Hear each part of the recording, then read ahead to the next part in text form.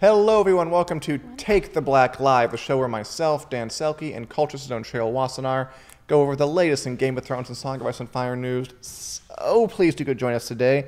Hey, Daryl, Jamie, Emma, Kim, Kenny, glad to see you all here. Hello, Julie from beautiful Australia. Hello from rainy, cloudy Chicago. Yeah, not great here right now. All right, we are going to talk through some of the latest in Game of Thrones, do more A Song of Dan and Josh later, our read-through. And let's get into it. Not obviously we're in a bit of a downturn now because Game of Thrones is done filming, but we've spruced up the set. I want you all to appreciate the cool new banners we have behind me. Houses Baratheon, Houses Lannister. The banners, very, very nice. We have more where that came from. I'm kind of jealous. I wanted the Lannister banner personally, but perhaps I'll have it next time. Yeah, we can rotate. We'll figure out a schedule, Dan. It'll be fine. I'm at heart. I think I'm a Lannister booster. Yeah, I'm a little Lannister. I'm not gonna lie. They're the most interesting ones. They just are. It's true. We love Starks too. Yeah. And hey, Dave from Oklahoma, and hey everybody. All right, let's get right into the teases for Game of Thrones season 8. Filming is over, but the cast members are flapping their gums wildly. Of course. There's Sophie Turner plays Sansa Stark talking to 1883 magazine, which those magazines I've never heard of and don't know that exist or anybody who reads them, but apparently they can do cool cover shoots and get exclusives, so good for them. Good work there. All right, what did she say, Dan? Okay, basically they quizzed her Brooklyn Beckham, the son of Victoria and Posh Spice and David Beckham. Photographed her and asked her what she could say about season 8, and she said, "What can you know? The season is bloodier than ever. It's full of betrayal, full of war, full of danger. That's all I can say without giving too much away." Which, is just a juicy, vague tease.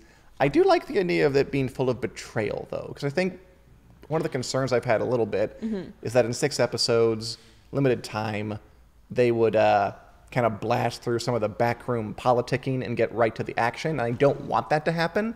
So I'm glad to hear that there might be betrayals in the mist. I mean, I'm with you on that. First of all, new Twitter bio right there, full of betrayal. Full of betrayal. It's going right in there. I mean, I think your concern is kind of warranted in the sense that we know that there's been a lot of action filming. Right. But I think people know that production knows that people do show up for the politics too. Yeah, from the beginning, the drama, the intense, the family exchanges. It's basically where the drama comes from. So I'm excited to see what kind of backstabbing we're gonna get in season 8, because we've kind of gotten some major backstabs in season 7. There's a huge amount of them in season 7 especially with Littlefinger. So it's kind of intriguing to see. You're stabbed in the front. It's a metaphor, Dan. It's a metaphor. Go on. But it was a good one. But I think that it's good that there's still room for that kind of tension and drama. I don't think we're going to see a Jon Daenerys breakup. I mean, I kind of want there to be a Jon Daenerys. I kind of want there to be too. Yeah, but it's probably not going to happen. I could see Cersei betraying Euron, or Euron betraying Cersei. I could see Sansa betraying somebody. I could even see Tyrion going against Daenerys. I could see it. Whoa, that would be good. I don't know, if she goes over the edge, becomes Mad Queened out, and she Mad Queens out, and he has to do something else. Yeah, I mean, I could see some more. I expect, frankly, some other twists like that before the end. That seems about right, honestly. I mean, I kind of like the idea of Tyrion, maybe not full-blown backstabbing Daenerys, but I can see him maybe trying to play Jon and Daenerys against each other in a different way. Because, he doesn't, I don't think he particularly likes that they're in a relationship. There's that shot of him when Jon goes to Dany's cabin. He looks very concerned. But I think that there's room for him to kind of make the best of a bad situation and start playing the two of them off each other. And I think that would be kind of its own form of betrayal. Since he's Hand of the Queen, he's not Hand of the two of them. It's very true. So, as Kenny asked at this point, how much backstabbing can they do? The Night King broke through the walls on the dragon. He will be there soon, which is very, very true. I just hope they still manage to get something in. Well, okay, here's one thing I'll say, and then we'll move on. Okay, this is a little pet theory I had. What if Bran and Sam tell Jon about his true heritage, Jon doesn't want it out because it'll mess things up with their alliance they have going. And then somebody like Sansa, maybe even Sam, who has an interest in Jon becoming king, even though he's not the kind who would chase it himself, leaks the info or something around. Which puts Jon into a position where he has to, like, step up and say, yes, I do have a claim to the throne, and then everyone else will want him to take it, and because that's kind of what he does with his life, is, he's, I don't want to be Lord Commander. We vote you Lord Commander. I don't want to be King of the North. We vote King of the North. What if they do this again? I have, like, that thoughts cross my mind. I think it'd be kind of fun. I think it's not, I think it's right in line with Jon's arc of him kind of not willingly seeking power and then getting handed power anyway. Right. And it would also be interesting in the sense that it would kind of flip his King of the North thing on its head, because, Sansa had a good claim to the North too, and she gets passed over. Right. And Daenerys, if she gets passed over for the Seven Kingdoms because of Jon, I think she has a lot more leverage to be very upset about that than Sansa does. And also, if Sansa leaks the info, she can have the North, because Jon would be the king of the whole thing. Would work perfectly for her. I just want Sansa as Lady of Winterfell anyway, but which would work in that case. Yes. I'm just saying, I know that we all want to come together to fight the White Walkers, but I hope there's room for some fun intrigue in there too. These people are still human. Yes. There's a lot of squabbling. Anyway, right. Let's move on to some talk about the Game of Thrones prequels, or the prequel, which is coming. Ooh, by the way, Kenny thinks Jon will die before the truth comes out. That'd be interesting. Again? Again, yeah. Like, they almost can't do it again. They almost, like, wrote this into a corner with, we can't kill again, be boring. Yeah. But we'll see. Anyway, Game of Thrones prequel. Coming, yes. Age of Heroes, Long Night, filming next year. Probably going to air 2020, I'm guessing, if they film it next year, the pilot and the rest of the season. Some more exchanges at the Television Critics Association press tour, where HBO President Casey Bloys taking questions about this. He got an interesting one, I thought, from Deadline, which is a lovely periodical I'm sure you use about all kind of industry showbiz stuff, asking about the fact that this show, the Long Night Age of Heroes show, is going to be run by Jane Goldman, who is a screenwriter. She wrote things like Kick-Ass and some of the X-Men movies. And Deadline basically asked, well, given that it's a woman in charge of the show, is it going to have a female lead, since Game of Thrones has a male lead in Jon Snow? To which immediately I was like, okay, I don't know if I agree with that. I think there's lots of different leads on that show. There's layers to that wrongness, but okay, go on. But Bloys responded thusly. There are very strong female characters in this prequel show, but it's an ensemble. There are men and women. Jane Goldman's a very good writer. We don't want to limit her to writing female leads. There are a lot of very complicated leads in the pilot. What is your response to this? Think it's a good thing, a bad thing, neutral thing? Vaguely neutral, I guess. I mean, the fact that Jane Goldman is even running the show is a step forward. Right. It's not completely perfect. Like, I'm not going to say Long Night gets complete total pass, because I would like to see women in the writer's room. I would like to see women directing. I would like to see, women in production. Like, I want to see more women work on Game of Thrones in general. Especially behind the camera. Especially behind the camera, because I'm pretty sure there's only been one female director of Game of Thrones ever. I think you're right. She did multiple episodes, but yes. Yeah, Michelle McLaren, who's very good. She's in a lot of TV. Exactly. And I think, at first blush, the whole thing about Casey Bloys saying, oh, yeah, we are not going to make her just write female leads. That's actually not terrible. No, it's not bad at all. I mean, Game of Thrones, I think, was stronger because it had something that fantasy shows don't often have, which is an honest-to-God mix of real characters of both genders in the mix. Right. And we were kind of talking about this before the show. There are different ways to be strong, both as a man and a woman. Like strong female characters. It's something that's thrown around a lot. What does it really mean? And the answer is nothing at this point. But the idea that there is more than one strong female character is something I think Goldman might be aware of, especially coming after Game of Thrones, which at least in the earlier seasons did pretty decent work Not completely perfect work, but decent work in showing that there are different ways to be strong. Yeah, so you have you have Brienne and Arya who are literally fighters. You Right. have Daenerys who is a leader and Catelyn who is a leader. You have someone like Marjorie who is kind of more under the radar. Kill them with kindness. Kill them with kindness sort of thing. Again, you have Yara who's a leader. Lots of different sorts Right. of women in getting power different sorts of ways. Right. Or someone like Sansa who's very vulnerable and kind of learns skills as she goes on. Or even Cersei who's a crazy person. But still strong in her way. Exactly. She's kind of cunning. I think Right. I think That's a good word, yeah. I think it's from the books actually. I think Tyrion calls her cunning at one point. I feel like I do feel like that in the later seasons, when they started making their own characters, like I feel like the Sand Snakes are a good example of strong female character without any actual character, and they think like the strong they can fight part will carry it, and it won't. No, they have like zero character, and that's a shame because they were really cool. In the books anyway. We'll argue about that later. Yeah.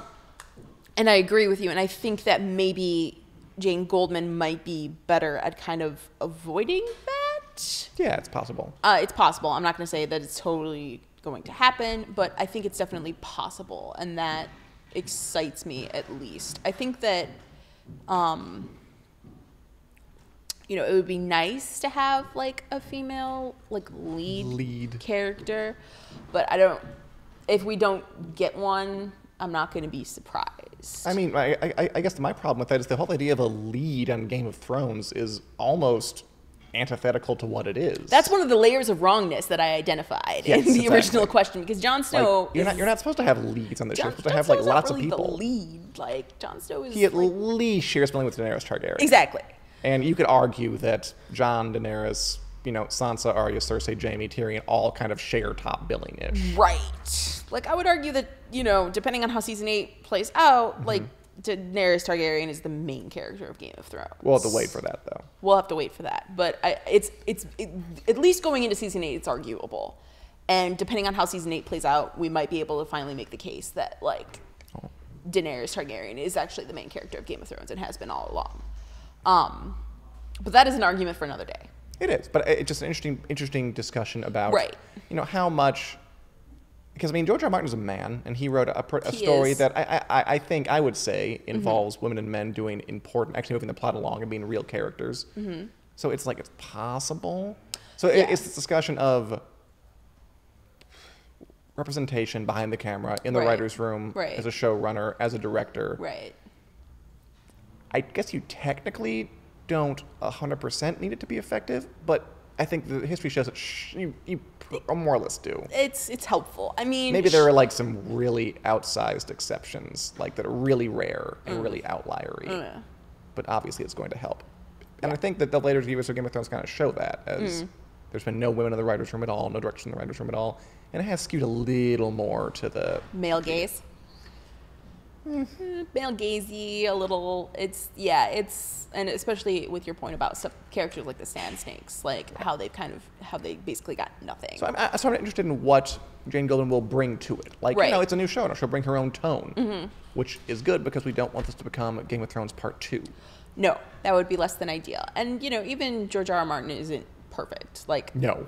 I can think of a couple things that are a little askew. I with shouldn't imply that he's perfect. No, you didn't. I'm just bringing the point up to satisfy my own need to say, because he definitely has his own problems as well with writing women and all of that. But that's not unexpected, which is a nice way of saying it. We're just going to muddle forward in this big, beautiful dance of representations going on in Hollywood right now. Yeah, I think it's a necessary part of the conversation. All right, perfect. Oh boy, okay. who's commenting on these things? Corey Thone has a great comment. Can we please talk about Jason Momoa's abs? Which is a good segue. We're getting to it, okay? All right. We're getting to it. Before we bring on Josh for A Song of Dan and Josh, the ongoing A Song of Ice and Fire read-through, let's do it pretty quickly. Jason Momoa. Let's dive into the waters. Of Jason Momoa. Was on Game of Thrones for one season, played Khal Drogo. And even though he's only went for 1 year, maybe became the biggest success story? Yeah. out He of had the a Game of career Thrones before cast? Game of Thrones. I mean, he did, but he was on like what, Baywatch, and he was on some other Stargate. stuff. He was on Stargate. Sure, good for you, Jason. I mean, after that though, if you're cast as a big time superhero in a movie, that's pretty much as good as it gets in Hollywood right now. Yeah. And he is Aquaman. I think he has a movie coming out later this year. We have the He does. Aquaman poster. It's great. Did you like it? Because I saw a lot of people were photoshopping in Dory and stuff like that. That happened a lot. I saw a lot of Sebastian the Crab and Little Mermaid in this poster. I mean, I'm into Jason Momoa as Aquaman. Today is actually Jason Momoa's birthday. Is it? It is. Happy birthday, Jason Momoa. He's 39 today. Good for you, Jason. You made it. He did make it. Survived past infancy. Okay, go on. Unlike Grego. You make it out of the womb. Okay, whoa. But yes, Jason Momoa is everywhere right now. And I think Aquaman it looks good.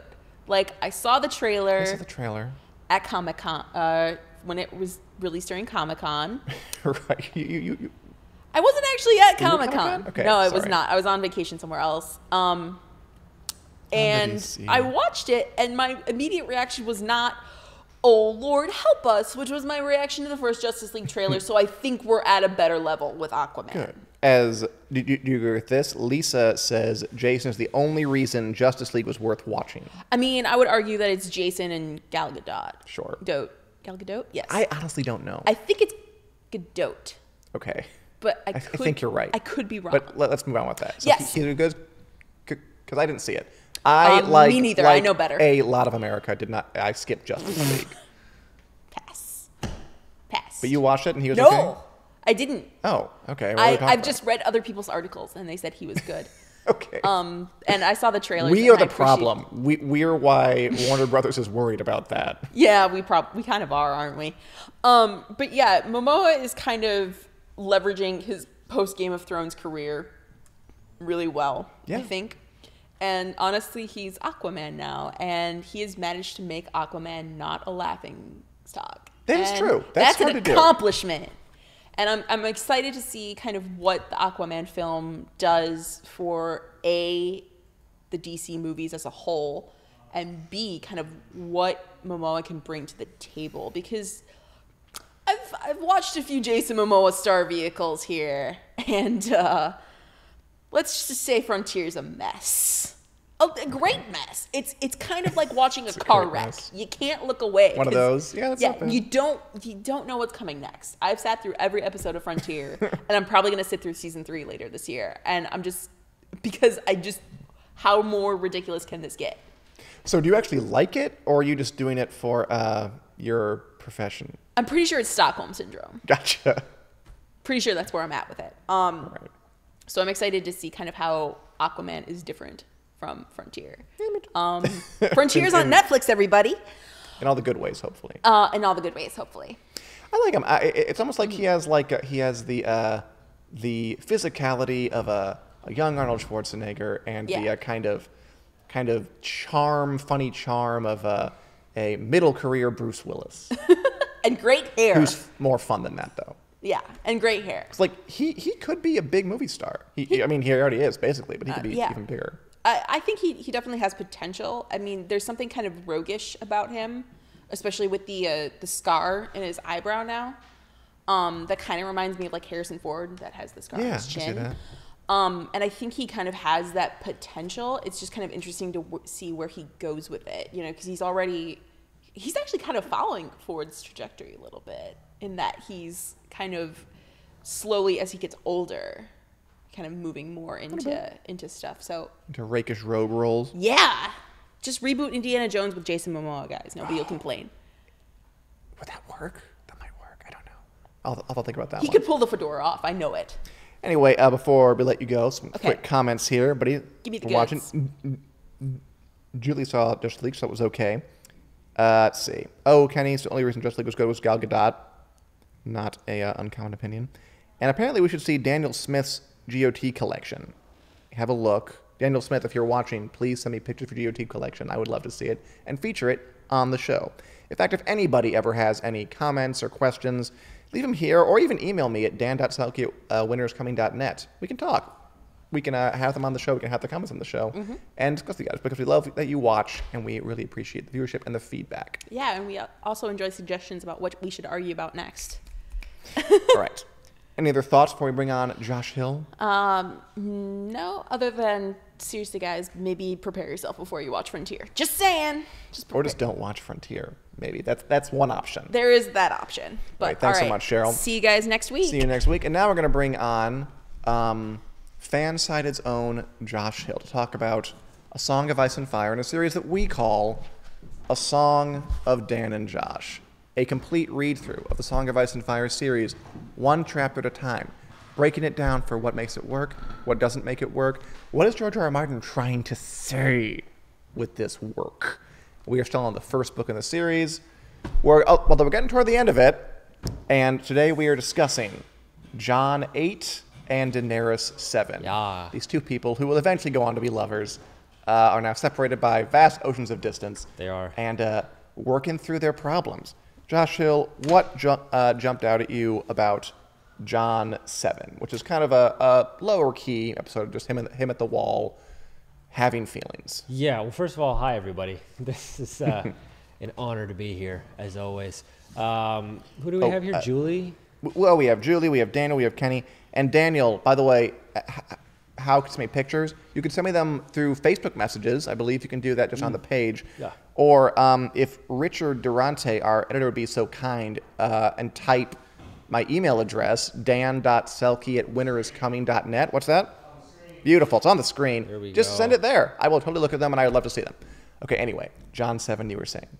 Well, hi, everybody, is what I was Yes. actually saying. Do we have Michael Douglas here? I didn't see him. I watched the game the other night. That's We gotta stop making fun of Michael very Douglas. underrated Michael Douglas movie.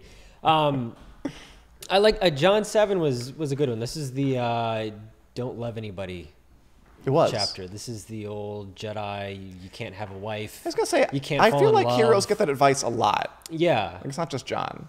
it seems like a very heroic thing, I guess, to not have a heart. So you can't have a heart and be at the wall, though, I think is kind of the moral of that. You can't devote your life to anything other than protecting Right. the wall. And that's, it's kind of ham-fisted in that don't have a wife, you can't love, you can only, you're married to the job, you're married to the force, the police force. But it's kind of the way it's got to the go, calling. because we know it's beyond the wall. And once you see what's beyond the wall, we're coming into this, at least I am, like John, where it's like, I don't know. I mean, I know on the show, but I don't know what this is all about. This is all kind of like, Boy Scouts a little bit, because we're Little all, we're all at a little summer camp, we're all campy. learning how to do crafts and do, fight, spar, and all that kind of stuff. But it's like the old, we make a lot of war analogies with this part of the story. And I get that again, too, with the whole you can't have relationships outside of the Night's Watch. Because the guys that go beyond the wall, the guys that see what's beyond the wall, they know that you just can't have anything other than that. You don't want to bring anything else into that. You don't want Takes all of you to do this job is what Maester Aemon's telling John here. Yeah, and you don't want to bring anybody else into that life that doesn't have to be. I know it's maybe Right. like you can stem off into this kind of, there's weaker beings out there. You don't want to bring children into this, but like you don't want to bring other relationships that it's like the old police thing. You don't know if you're going to come home at night. We'll lose out to the job in the end. Yeah, so that's kind of what I took away from this, even though it is kind of that old ham-fisted, you're a hero, you don't have any time to win the girl, you just have to go out and get the job done. So I mean, it is common now that I think about it. Personally, I really like the monologue. Like this is so Jon Snow, his problem this chapter is he's wondering if he should leave because Robb has gone to war and he feels a word they love in this series, craven, Yeah. which is medieval for cowardly, that he's not with them. Yeah. I think I wrote it down. Blah, blah, blah, blah. No, I didn't. Oh, yes, I did. Robb was marching and he was not. No matter how often Jon told himself that his place was here now, with his new brothers on the wall, he still felt craven. So he's like, I took these vows, I'm here, but my brother's out going to war, trying to get back my father and my sisters. Like, I got to go help them. And it's about trying to take the grown-up tack and do what you committed to do. even though the cool heroic thing is to beat Luke Skywalker to make a reference that you Yeah. will understand and like, and leave Dagobah and go help your friends, Yeah. even though Yoda told you not to. And I think that's where John is right now. And yeah. and everyone is lining up to tell him why he shouldn't. Like the subtext here is that Lord Commander Mormont knows John is thinking that, so he's like, you should stay. Here's this cool ass sword. Here's Longclaw. It's awesome. Claw, yeah, the Long Claw chapter. Which that is was a cool ass gift. Yeah. Valyrian steel sword. And of course, Martin sets that up, you know, because Valyrian steel is a big, I guess you call it a mythological component to the story. It's important. It can kill White Walkers. It needs to establish how cool it is. So he gives him that. It's like a priceless gift, which is basically sort of a bribe to like, you should stay here. Yeah. You can get cool stuff like that. Do not leave. Yeah. And then Maester Aemon gives him this, I thought, rather lovely chat about, you know, the death of duty. And he reveals who he is. He's actually Aemon Targaryen. Targaryen, yeah. And he tells the story of, like, you know, when Robert Baratheon killed my relatives, you know, the Mad King is I forget exactly how they're related. I think he's like a great nephew. I was trying to look that up to see. I was looking at the family tree, and it's not. He's nowhere near Rhaegar. It looks like so. It must be some kind It's of. also distant- different in the show. He's closer in the show. Okay. It's like, I'm pretty sure the Mad King is Maester Aemon's, like, great or even great nephew, because his brother was king. Yeah. And then, you know, his son became king, and then his son eventually got the crazy guy who's Mad King.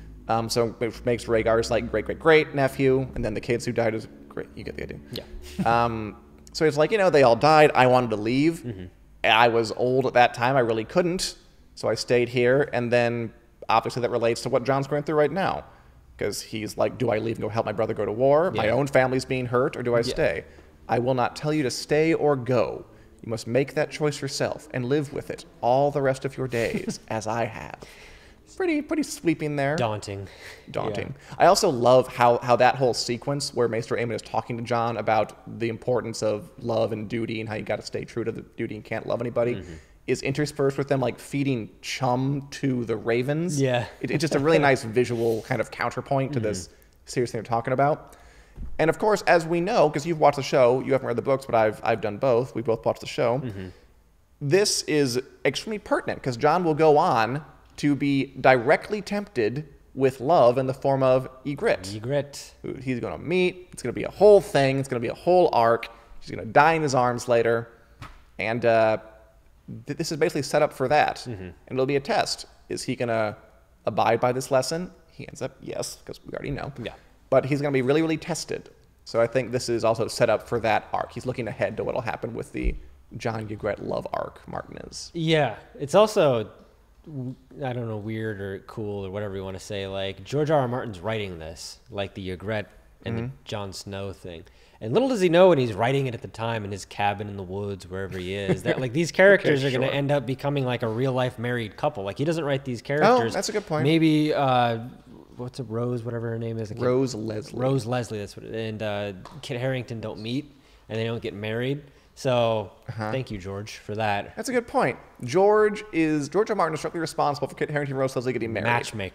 Matchmaker in the woods. There you go. 25 years before, just match made. It's amazing how that happened. Yeah, but you know, the ironic part too is the character. This whole thing is bore out of don't love anything. You can't have this, and then it ends up in real life creating actual love. That's but very sweet, John. It's a very nice It's- interpretation. Well, George R. R. Martin did it. I just read it. No, I do like the relationship that John has here with Aemon. Yes, Karen. So, and it kind of, he doesn't have a whole lot of friends at the wall. It seems. I mean, I think he John does. Yeah, John does. John doesn't have many people. I don't think he would consider to be in his close circle. Like he has Sam. brothers, I would say, but Yeah. there's Sam, and then there's this relationship. I thought it was kind of think, so- adorable how after he got his Valyrian steel sword, he brought it out, and everybody's like, "Oh man, this is so cool! Let me play with it." The old Boy Scout thing. Yeah, So, but which again, you're right. That did feel very like Sandlot or yeah, something. Yeah, like the first year at Hogwarts or something. Yeah, completely. Yeah. But I do like how he does I have said these Sandlot. acquaintances and he does have these relationships with people, but it always feels like his circle is so small of people he would actually trust, or people like he actually Sure. lets in, or has these extended conversations with.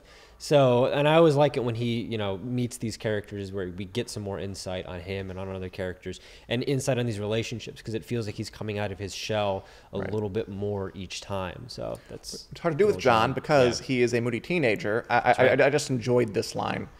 His hand ached, and the taste of anger was in his mouth, though he could not have said who he was angry with or why. It's like, that's the teenage condition. That's what John's going through right now. By the way, Karen wants to talk a little bit about Maester Aemon. He explains he could have been king, and they don't go into the story too much in this chapter, but kind of beyond this, he has backstory, Maester Aemon. Yeah. Like, he was first in line for the throne, and he refused it. And he said, put my brother on it instead, he'll do a better job. And he went to the wall instead. Yeah. So he has this really cool history, and that will come out later. Also, another ironic thing, Jon's related to Maester Aemon. He just doesn't know it. Jon is Rhaegar's son. Right. That's so right, yeah. this is actually a conversation between a nephew and his great-great-great, however many greats it is, uncle. Yeah, there you go. Fun. The old Targaryen family tree. I mean, yeah, they're talking. It is. Like, we're all talking about, like, how there are no Targaryens left. No, there's two chatting right there at the wall. There's neither of them know it. And George R. R. Martin knew that back then, because we've had the scenes with Ned in his dream with the whole Lyanna stuff. So he knew what he was doing, I think. So he knew they were related, which is a fun little bit. All right, any other comments about this one? No, I mean, just like the whole theme of Jon having to choose between honor and love. It's a classic theme, right? Yeah, and it's also one that Ned had to choose too. Like, Absolutely. So it's kind of, he's not his actual son. There's not a relationship there as far as biology is concerned. Oh, it's a nurture situation. It's a nurture situation, and it's kind of cool to see that he's dealing with the same things, and it kind of peddles the theory too, or not the theory, but at the time, I guess, when you're reading the book, that he is Ned's son. But it's kind of cool that different places, different characters, they're not even actually related, but they're having to go through the same kind of journey and the same kind of decisions. And it's, what will Jon do? Will he make the same mistakes? Yeah. Will he lose his head? But Exactly. that was kind of cool. The similar paths being followed. I mean, it also goes back to, like, there's only, like, the one hero story at the end of the day. And a lot of stories end up being like this. You got to have conflict. Yeah. Speaking of conflict, by the way, really quick, Beth says, in the books, Rhaegar's real son lives. Beth, we will get to that, and that is a controversial statement. I'm not sure that's true. It's a whole kerfuffle there in A Dance with Dragons. Speaking of conflict, Daenerys Targaryen. Yes. By the way, if you want to hear us in podcast form on your way to work or something, we are available on iTunes and Google Play. Just helpful hint. There you go. There's no if about it. There's people want to listen to us on the way to work. I'll try another tack. You're stuck You in want to traffic. listen to us on the way to work or in the elevator or at the gym. We're available on iTunes. Look us up. All right, Daenerys Targaryen. Yes. Daenerys 7. All right. So what is her big conflict in this chapter? Well, there's a couple of them, actually. There's the main overarching conflict is, I don't remember if this is, I was trying to picture this from the show, and I think maybe she does it twice in the show, or this is a meshed moment. But the idea of not having the Dothraki be horrible, raping, pillaging warrior folk. Right. I mean, was a they main struggle here. For they get her. explicit at the top, Yes. right? This Oh, is a yeah. chapter about the Dothraki are raiding this Lazarene village, the Lamb people, and it gets pretty upfront. It's what we're describing. The Dothraki have set a town afire. That they've taken slaves. A girl no older than Dany is being raped over a pile of corpses. They kind of toy with this one boy who tries to run away, and then they just kill him. And the conflict is what? The conflict is she doesn't want them to do that. Yeah. The conflict is that she sees that this is wrong. I mean, it seems very basic, but she's like, what the hell? Like, this needs to stop. And she actually sticks up and she actually says, like, no. And the Dothraki get kind of a little angry at her. But of course, she's got the main Dothraki in her corner. It helps to have the king in their corner, yeah. I remember we talked about the context of real historical context of this, of the Dothraki and Native Americans, The Scythians or the Huns or the Mongols or whatever, yeah. Yeah, and George R. R. Martin, how old is he? Like, now he's like pushing 70, I want to say. yeah, so he's like of the era. He's like of the Vietnam era. So to me, this He was kind of, a conscientious objector. yeah. So this to me was like the My Lai massacre. There's Ooh, okay. Good this call. to me was, I really saw this. Maybe this was because I was just watching the Ken Burns Vietnam documentary. Got it so But- long, it's good.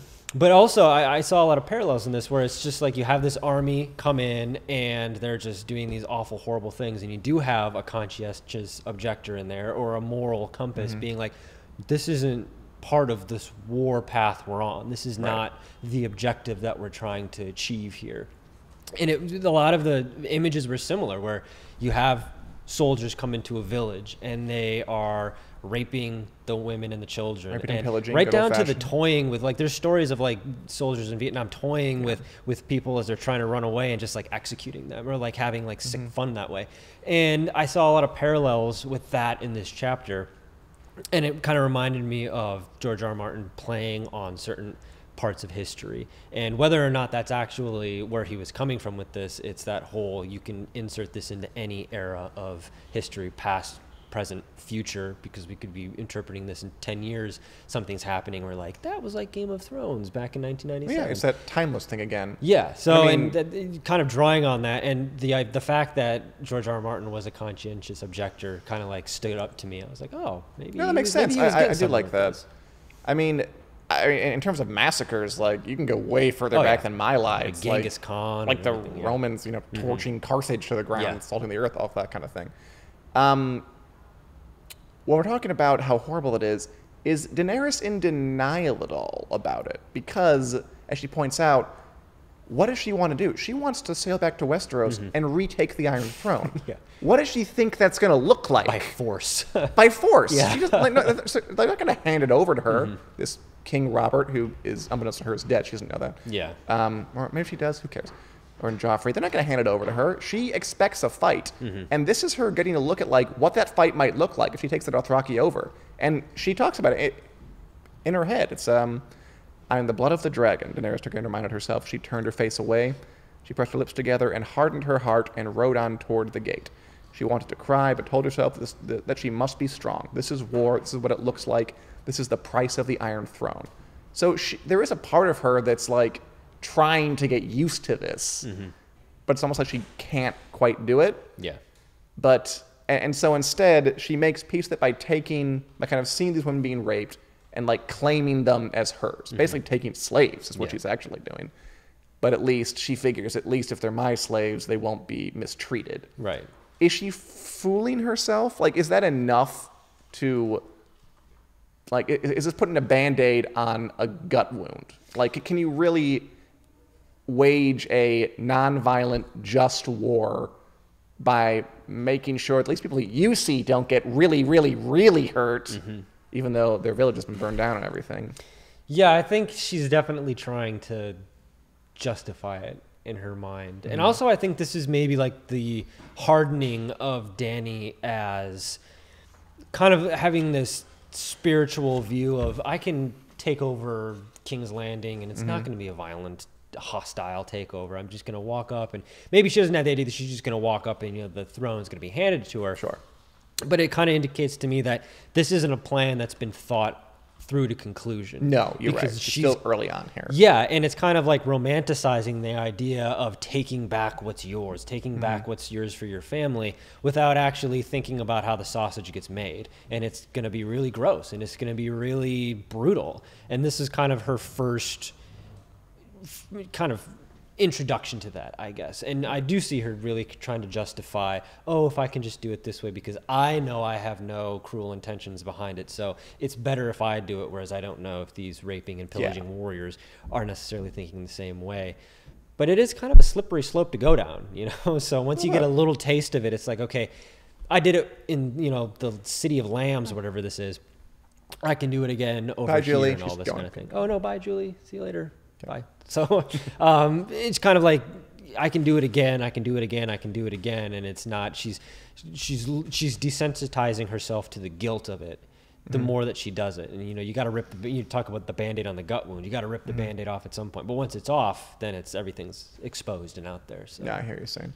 I think this comes together in the character of a Miri Mazdur, who is this lady she saves, an older, flat-nosed woman that keeps saying. Do you recall her from the show? No. I recall where her story goes with Drago and everything, and Yeah, trying like to heal him. she's the one who heals Drago, and then she's the one who delivers Danny's baby, but she does it purposely wrong, and like it ends up making her barren, and then she will eventually kind of she'll keep Drago alive, but in a catatonic state. Yeah. And she'll end up having this speech to Danny where Danny's like, I saved you. How could you do this to me? She's like, oh, you saved me? Everyone I knew was dead or enslaved, and my village was burned down, and I was raped like 8 times before you got to me. Why should I be grateful? Which I think, we haven't gotten to that yet, but I can't help but think about it when I read this.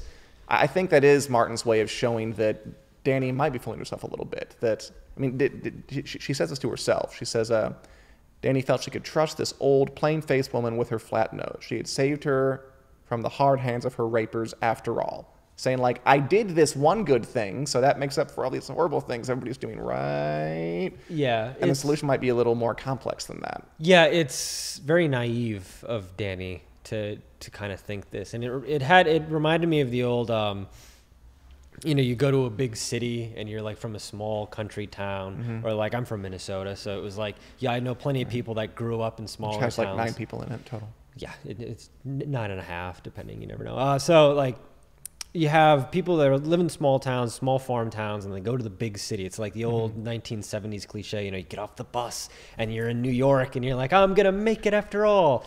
And you trust the homeless people on the street. And nobody's going to do you wrong because everybody has goodwill and there's no such thing as a bad person.